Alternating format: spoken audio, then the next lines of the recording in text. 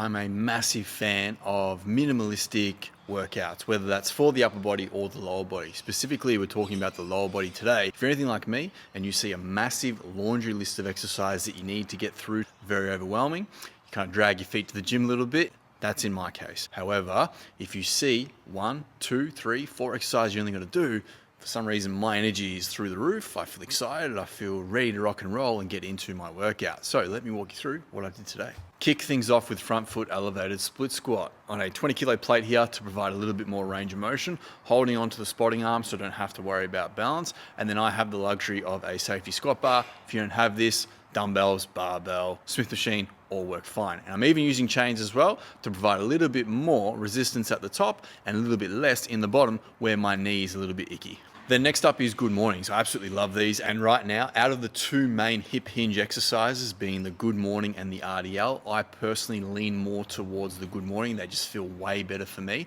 So don't be afraid to switch over to good mornings if RDLs don't work for you for whatever reason. And that was it. So if you've been thinking about taking up some of these minimalistic style workouts, I highly encourage you to give it a go. You can definitely make them work and I find them super effective. If you've got any questions about them, let me know.